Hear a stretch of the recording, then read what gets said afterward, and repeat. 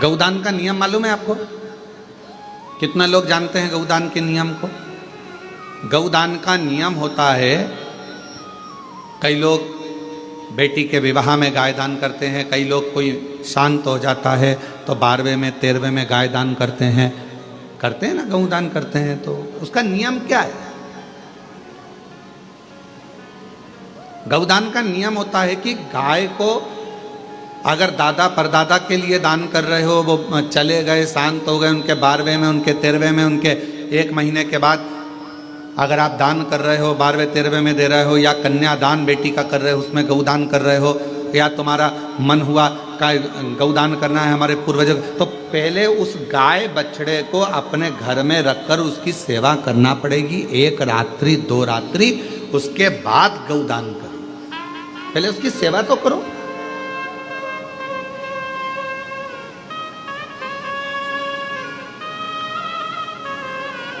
आपने तो direct phone कर कर कह दिया गाय लिया ना, दान करना है। पंडित जी ने संकल्प छुड़ाया, गाय दरवाजे पर आई और 1 मिनट में संकल्प छूटा। पंडित जी से कहा ले जाओ गाय, लेके जाओ जल्दी से, गाय बछड़ा लेकर जाओ। पंडित जी गाय बछड़ा लेकर चले, ढीले कम करो, गाय बछड़ा पंडित जी लेकर चले।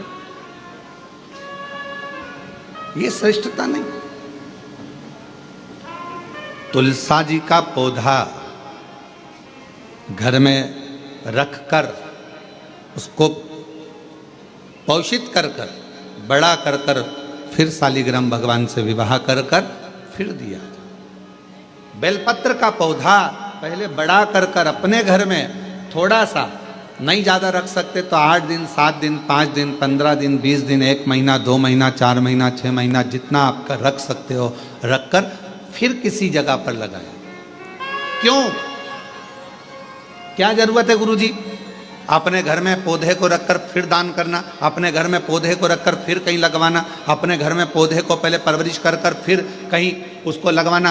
कारण क्या पड़ता है? कारण एक है, वायव्य संहिता शिव महापुराण की कहती है, अगर हमने किसी बेलपत्र के पौधे को अपने घर में रखकर 5 दिन 7 दिन 1 महीना 15 दिन 6 महीना उसको परवरिश करा तो हमारे घर का कितना भी नेगेटिवता, कितनी भी हमारे घर में कुछ भी गंदा हो रहा है, कुछ गलत हो रहा है, कोई गलत हो रहा है, कोई झूठ बोल रहा है, कोई पाप कर्म हो गया हमारे घर में, इस भूमि पर जिसमें हम रहते हैं उस घर में एनर्जी अगर नहीं है तो आपने उस पौधे को अपने घर में रखकर उसका परवरिश कर कर 15 दिन 7 दिन 1 महीना 2 महीना 6 महीना 8 महीना जितना तुम्हारा मन कर जाए, 1 दिन 2 दिन जितना मन कर, उसके बाद पौधे को कहीं लगवा।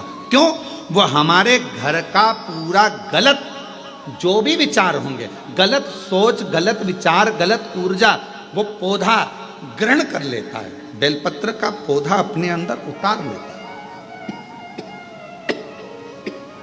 बेलपत्र का, और बाद में फिर वो बेलपत्र के पौधे को हम ले जाकर कहीं रोपित कर देते हैं तो उसकी ऊर्जा हमारे घर पर हमेशा रहती है, हमेशा। कैसे?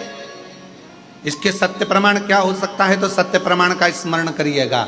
एक गाय को 5 दिन 7 दिन 9 दिन 15 दिन अपने दरवाजे से रोटी दीजिए।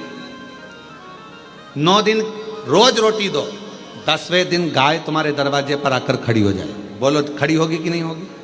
जम के तो बोलो, खड़ी होगी ना। गौ माता को तुमने रोटी दिया, अब गाय रोज आकर तुम रोटी खा ला रहे, 2 दिन 3 दिन 5 दिन तुमने रोटी दिया तो गाय आकर खड़ी हो जाएगी।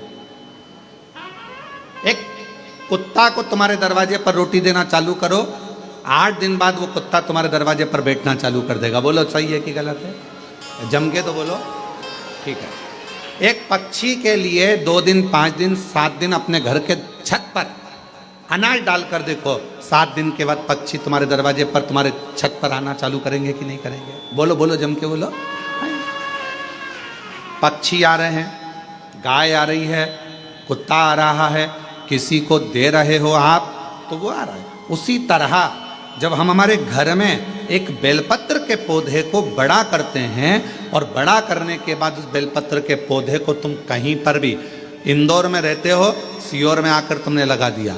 खरगोन में रहते हो, बरहानपुर में जाकर लगा दिया। ग्वालियर में तुम्हारा मन पड़े तुम अपने घर के आसपास में भी कहीं पर भी उस पौधे को तुम रहते यहाँ हो 200 मीटर की दूरी पर, 500 मीटर की दूरी पर, 5 किलोमीटर पर, 10 किलोमीटर, कहीं पर भी जाकर उस पौधे को लगा दो। वो पौधा तुम्हारे घर में कितनी भी नेगेटिवता रहेगी, वो पौधा अपने आप तुम्हारे घर की गंदगी को खींचता रहेगा, नेगेटिवता को खींचता रहेगा, कहीं पर भी रहे, किसी भी जगह।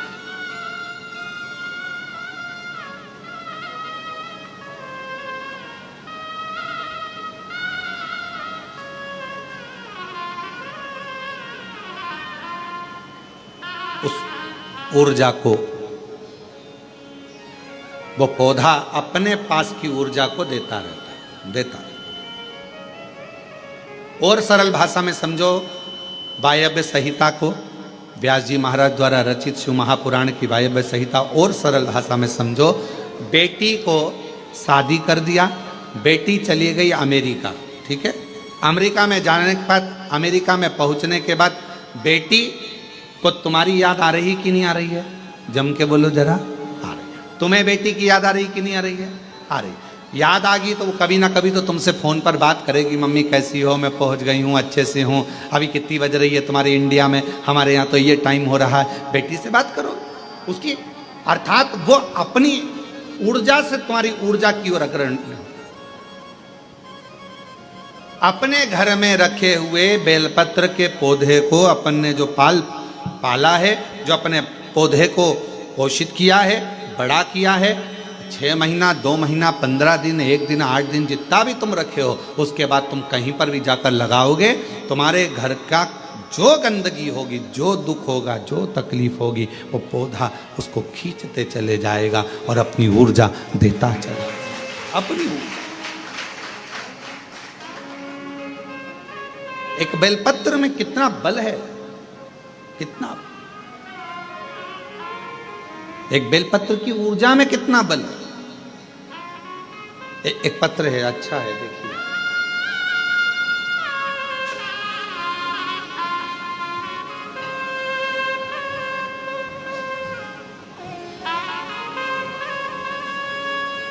मेरा नाम शिवानी चौहान है। मैं रहने वाली निवासी मनासा जिला देवास से आई हूँ। मनासा जिला देवास से आई हूँ। कहीं बैठी हो तो पीछे से आकर बेलपत्र प्राप्त कर सकती हूँ। गुरुजी, मेरे बच्चेदानी में गठान हो गई थी। मैंने सोनकच्छ, देवास, उज्जैन सब डॉक्टरों को दिखाया, सबने ऑपरेशन का बोला था। फिर मैंने शिवजी पर चढ़ा हुआ जल और बेलपत्र को खाना, डीले कम करो डीले, बेलपत्र खाना शुरू किया। शिवजी पर चढ़ा हुआ जल और बेलपत्र खाना शुरू किया। फिर मैं 5 दिन के बाद डॉक्टर को बताने गई तो उन्होंने बताया कि गठान गल चुकी है, ऑपरेशन की कोई जरूरत नहीं है। ये पत्र, ऑपरेशन की कोई जरूरत नहीं, गठान गल गई।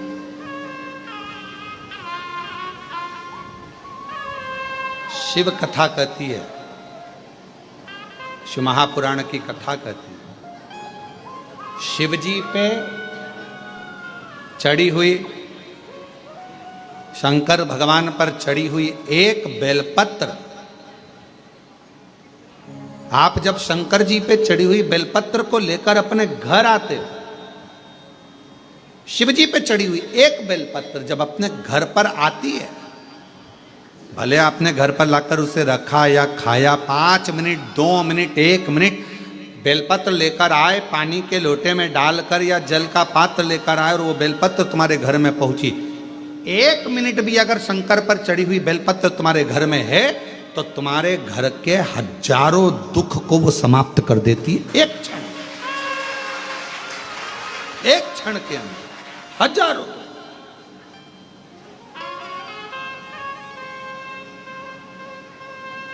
एक पत्र और है, देखिए, अच्छा है, बहुत अच्छा।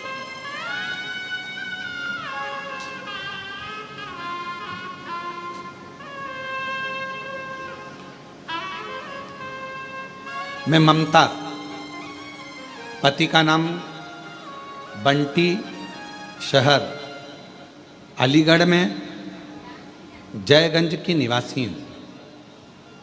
मेरा नाम ममता, पति का नाम बंटी, शहर अलीगढ़, मैं जयगंज की निवासी हूँ। कहीं बैठी हो तो पीछे से आकर एक बेलपत्र ले सकती हूँ। एक लोटे जल का मैं क्या बखान करूँ। मेरे 5-5 महीने में बच्चे खराब हो जाते थे, गिर जाते थे। डॉक्टर ने कह दिया था कि मेरी बच्चादानी में कोई समस्या है, जिसकी वजह से मेरे बच्चे 3 से 5 महीने के अंदर मर जाते हैं, जिससे मैं और मेरे पति पूर्ण रूप से टूट गए। हमारी सब उम्मीदें खत्म हो गई। क्यों? क्योंकि डॉक्टर ने कह दिया था कि संतान सुख नहीं हो सकती। तभी मेरी एक सहेली, एक पड़ोसी ने पशुपतिनाथ व्रत और आपकी कथा के बारे में बताया, तो मैंने पशुपतिनाथ का व्रत करना शुरू किया। कथा सुनना लगी आपकी, और मेरे पति 1 लोटा जल लेकर मंदिर जाने लगे। एक दिन कथा में आपने आंकड़े की जड़ का प्रयोग बताया। बाबा की कृपा से 3 महीने भी नहीं हुए थे कि मेरा फिर गर्भ ठहर गया।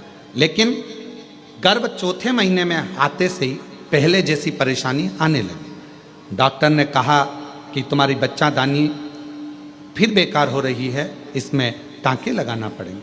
तब हमने कहा, घबरा गए, डर गए। कहा ठीक है सर, हम 2 दिन के बाद में फिर हम शिव जी के मंदिर जाते। बेलपत्र लाकर खाना प्रारंभ करा, श्रीफल वाला नारियल वाला प्रयोग करा, और फिर वापिस हम डॉक्टर के पास जब अल्ट्रासाउंड कराने के लिए गए तो डॉक्टर ने कह दिया कि अब तुम्हें टांके की जरूरत नहीं है, और बाबा ने चाहा तो तुम्हें बच्चा अच्छा हो जाएगा। मैं फिर वापिस धीरे धीरे तकलीफ बढ़ने लगी। डॉक्टर के हिसाब से लगा कि बच्चा पूरा नहीं होगा। घबरा गए। तब फिर बाबा की बेलपत्र लाते, अपने पास में रख लेते। ना जाने उस बेलपत्र में ऐसा क्या कि बेलपत्र को लाते से ही दुख कटना प्रारंभ हो गया, और बाबा की कृपा से डॉक्टर भी सोच में पड़ गए। 5 जनवरी 2024 को मुझे पुत्र रत्न की प्राप्ति हुई, जो पूर्ण रूप से स्वस्थ है। ये एक बेलपत्र के अंदर, एक बेलपत्र के बल कितना आ जाए। जिस भरोसे से, जिस दृढ़ता से, जिस आनंद से उसको पूछते हो, उसको भजते हो, उसका स्मरण करते हो, उसको नाम जाप करते हो, उसको पूछते हो, वो उस रूप में आपके सामने आकर खड़ा हो जाता है। उस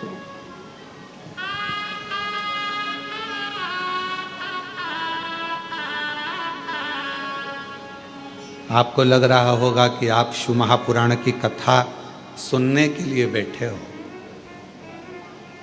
पर उसको चिंता हो रही होगी कि आया है तो इसको कुछ ना कुछ देकर भेजना पड़ेगा।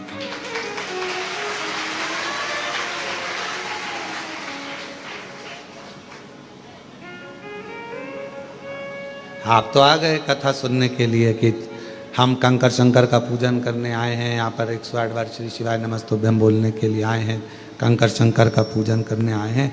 कथा मिल गई सुनने के लिए, हमको कथा मिल गई सुनने के लिए। इतने खुश हो रहे हो आप लोग, तो आपको कथा मिल गई सुनने के लिए। पर उससे तो पूछो उसको कितनी तकलीफ हो रही होगी। आ गई, अब देना तो पड़ेगा और जाना तो पड़ेगा। विचार करो।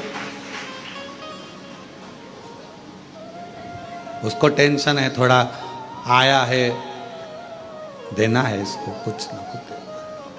वायव्य संहिता कहती है कि बेलपत्र का पौधा, बेलपत्र जीवन में एक ऊर्जा प्रदान करता है।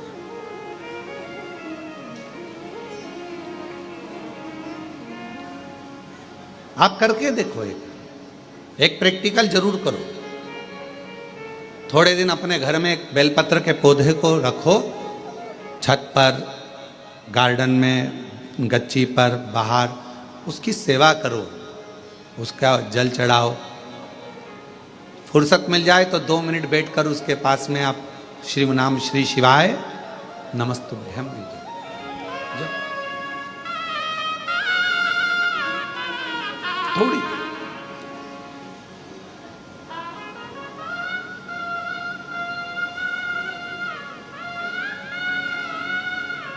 हमारे यहाँ बाबा का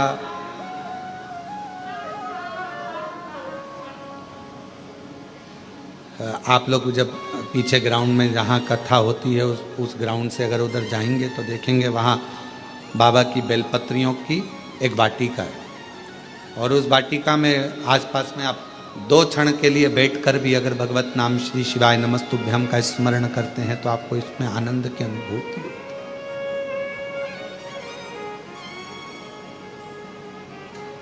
आनंद की अनुभूति होती है शिव नाम से।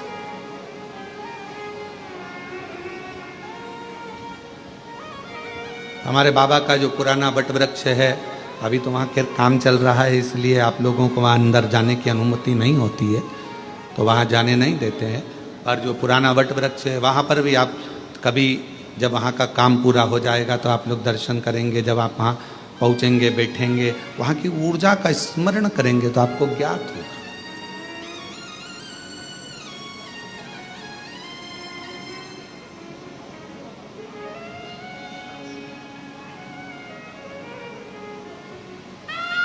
कितनी ऊर्जा, कितना बल एक बेलपत्र के पत्र में होता, कितना बल।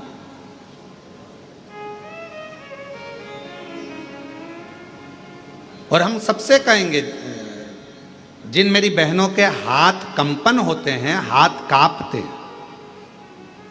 जिन मेरे भाइयों का शरीर कांपता है, थोड़ा थोड़ा कंपन शरीर में होता रहता है, हम उनको भी कहेंगे, उनसे भी निवेदन करें कि अपने जेब में 2 जेब होती है, एक जेब में मोबाइल रखो मना नहीं है, एक जेब में पैसा रखो मना नहीं, पर एक जेब में आप शिव जी पे चढ़ी हुई बेलपत्र को रखना प्रारंभ करो, फिर आपके शरीर का स्थिरता धीरे धीरे धीरे धीरे अपने आप पाना प्रारंभ हो।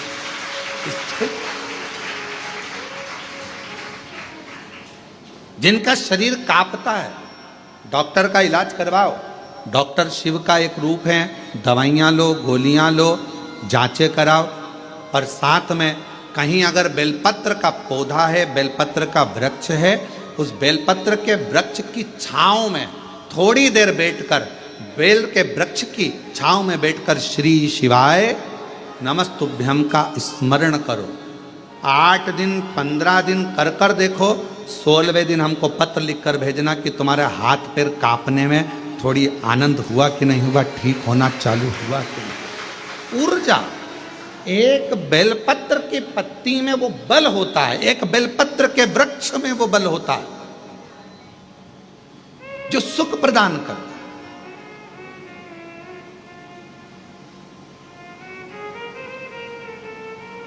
जैसे जामुन के वृक्ष की लकड़ी को तुम्हारे घर की पानी की टंकी कितनी भी गंदी हो रही हो, तुम्हारे घर के पानी की टंकी में कितना भी कचरा हो, कितना भी बदबू मार रहा हो, कितनी भी गंदगी हो, एक जामुन की लकड़ी जैसे घर के पानी की टंकी में डाल दी जाती है तो पूरा पानी एकदम क्लीन हो जाता है, साफ हो जाता है।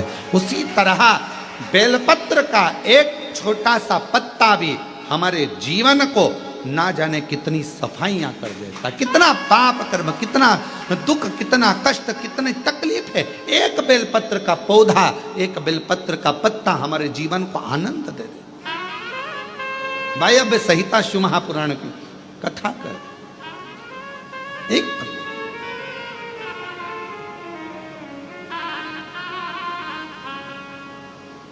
वो माता एक कीर्तन गाती हैं, इस बेलपत्र में क्या बल है जिसमें मेरा भोला मगन है। क्या बल है इस बेलपत्र में, क्या बल।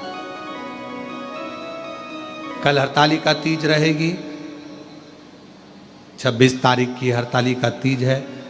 कल पूरा भारत, पूरा विश्व, जगह जगह पर माताएं फुलेरा बांधेंगी। उस फुलेरे का दर्शन करने के लिए भले तुम्हारा व्रत हो चाहे ना हो, पर 5 फुलेरे का दर्शन अवश्य कर कर आओ, अपने जीवन को धन्य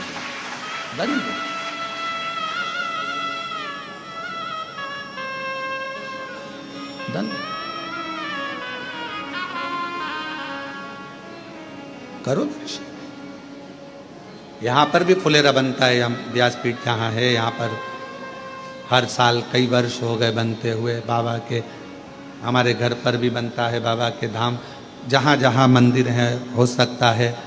हम तो यहाँ तक कहेंगे आप लोगों से कि शिशु मंदिर में अगर कोई फुलेरा ना बांधे और आपको अगर भगवान सामर्थ्यता दिया है तो कुछ पेड़ों की पत्तियाँ तोड़कर उसको धागे में बांधकर फूल वगैरह लगाकर आप अपनी तरफ से 2 लकड़ियों को या 4 लकड़ियों का कैसा भी बनाकर, या डलिया हो तो डलिया, उसको बांधकर शिव जी के मंदिर में आप ही अपनी तरफ से फुलेरा लटकाया ना तो वो भी आएंगे।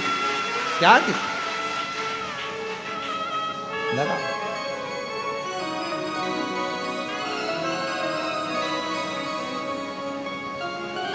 टेढ़ा सा मुकुट सिर पर, वो कहते हैं ना, टेढ़ा सा चंद्र सिर पर रखा है किस अदा से, करुणा भरी है करुणा भरी निगाह से, और बिन मोल बिक गए जब से छवि निहारी, फूलों में सज रहे गोरा के त्रिपुरारी, फूलों में सज रहे गोरा के त्रिपुरारी, और साथ सज रहे और साथ सज रहे हिमवान की दुलारी, और साथ सज रहे हिमवान की दुलारी, फूलों में सजे रहेंगे गोरा के त्रिपुरारी, फूलों में सजे रहेंगे गोरा के त्रिपुरारी, और साथ सज रहे और साथ सज रहे हिमवान की दुलारी, और साथ सज रहे हिमवान की दुलारी। वो एक आनंद बेलपत्र के पत्र में, वो आनंद एक बेलपत्र के पौधे में। चंदन की लकड़ी को कीचड़ में पटक दो तो भी सुगंध देती है, चंदन की लकड़ी को अलमारी में बंद कर दो तो भी सुगंध देती है, चंदन की लकड़ी को एक कपड़े में बांध कर रख दो तो भी सुगंध देती है, चंदन की लकड़ी को छत पर रख दो तो भी सुगंध देती है, चंदन की लकड़ी को जमीन में गाड़ दो तो भी सुगंध देती है। चंदन की लकड़ी चाहे कीचड़ में पटको चाहे कचरे में पटको, पर चंदन की लकड़ी अपनी सुगंध दिए बिना नहीं रहती। उसी तरह बेलपत्र अपना असर दिखाए बिना रह नहीं सकता। बेलपत्र और बेलपत्र का पौधा अपना असर दिखाए बिना रहता नहीं है, वो उसकी ऊर्जा वो दिखाता, उसका ऊर्जा हमें सुख देता है। शिव जी के मंदिर में जाओ ना तो तुम वहां से प्रसाद मांगो ना मांगो पर एक बेलपत्र का प्रयास करा करो। हाँ, यहाँ लोग आते हैं, बेलपत्र कई माताएं पूजन कर कर चली जाती हैं, वहाँ बेलपत्र पड़ी रहती है, कई माताएं उसको उठा लेती है, धोती है, खा लेती,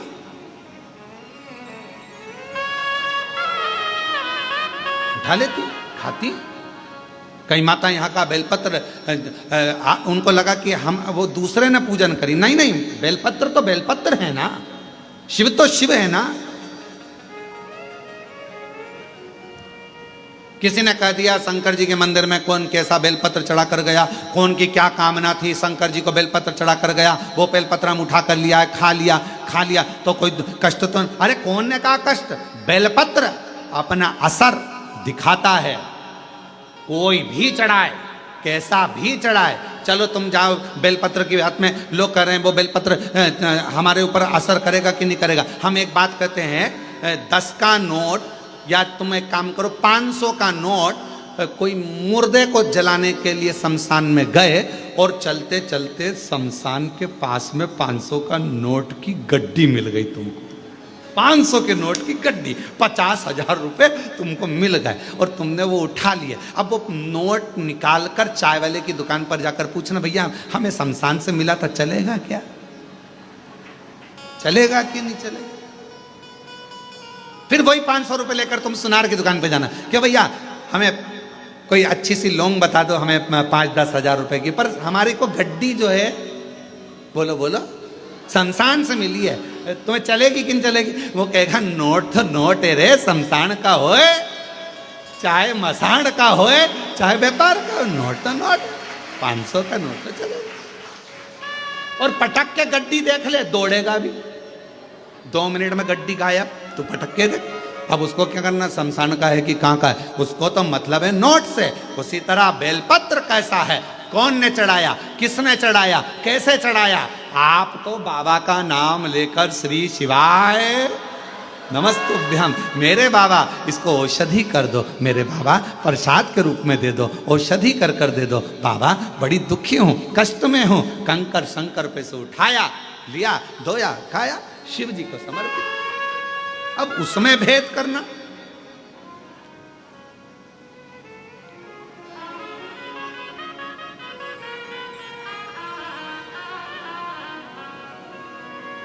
नोट तो नोट है, चाहे वो शमशान में हो, चाहे वो मकान में हो, चाहे वो बंगले में हो, चाहे वो झोपड़े में हो, नोट अपना काम अपनी जगह का।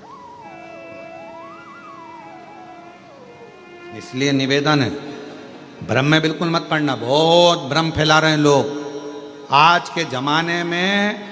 पहले लोग शिव जी को जानते नहीं, मानते नहीं, और अब जब से शिव महापुराण की कथा दुनिया के लोग श्रवण करना चालू करे, तो शिव पुराण के ऊपर शंकर जी पर ज्ञान देने वाले 4 गुने हो गए। ऐसा मत करना, शिव जी रूठ जाएंगे, ये मत करना। शंकर जी के मंदिर में जाओ तो ऐसा करो, शिव जी के मंदिर में गए हो तो जल मत पियो।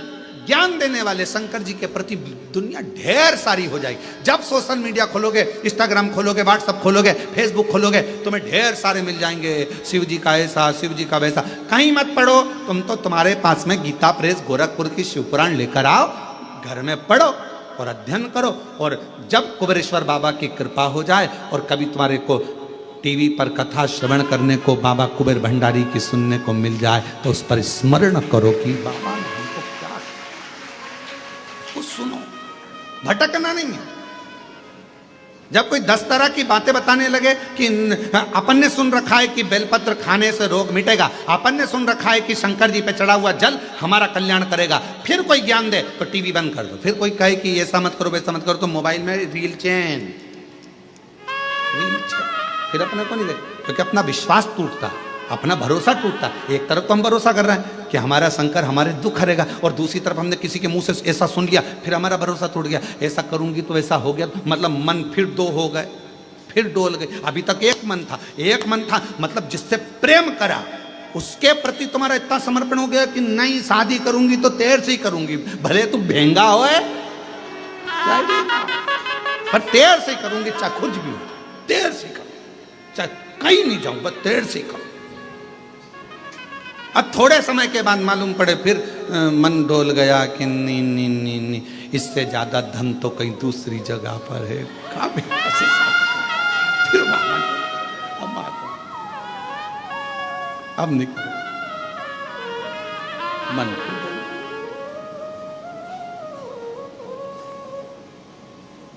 स्थिर मन रखिए।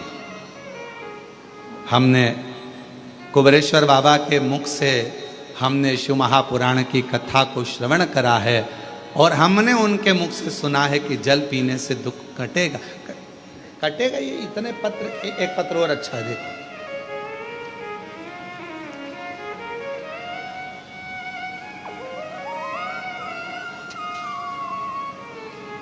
अभी कुछ समय बाद हम यहाँ पर एक बड़ा एक रूम बना रहे हैं कांच का, जितने पत्र बाहर भी पढ़ते हैं कथाओं में और जितने पत्र यहाँ आते हैं, जिन जिनको बाबा ने कृपा करी, उन सब के पत्र, आप कहाँ हो उससे मतलब नहीं, आपका पत्र मेरे बाबा के दरवाजे पर हमेशा आपके रूप में रहेगा। ये पत्र इकट्ठे करें। जो दुनिया के लोग कहते हैं कि कुबेरेश्वर धाम, तो उनको आकर उन पत्र को दर्शन करना चाहिए। तुम्हारा मन पड़े निकालो और पढ़ो कि पत्र में क्या लिखा है, कितनी कृपा। एक पत्र देखिए, मेरा नाम कृष्णा गोस्वामी है, मैं झांसी उत्तर प्रदेश से हूँ, मेरी उम्र 85 साल और मैं 2022 से रोज शिव महापुराण की कथा आपकी सुन रही हूँ। गुरुजी, मेरी शिव महापुराण छूटती नहीं, मैं ऐसा बाबा के मन में भाव रखकर कथा सुनती। बीच बीच में कथा नहीं आती तो मैं टेंशन में पड़ जाती। मेरी जी बिल्कुल टेंशन मत लो, प्रयास करते हैं कि कथा में गैप ना हो, चाहे कैसे भी कथा आपको सुनने को मिले, भले ऑनलाइन मिले पर मिल जाए और आप लोग श्रवण कर लें, इसलिए ऐसा प्रयास किया। गुरुजी, शिव महापुराण सुनते बाबा की ऐसी कृपा हुई कि असंभव भी शिव महापुराण कथा के सुनने से संभव हुआ है। गुरुदेव, सीहोर में हमारे मामा जी के घर हैं,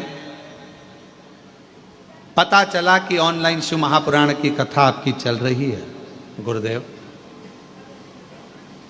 10 साल से मुझे एक बीमारी थी यूरिन की, वो प्रॉब्लम इतनी ज़्यादा थी कि उसका ऑपरेशन डॉक्टर मेरी उम्र के हिसाब से नहीं कर सकते थे।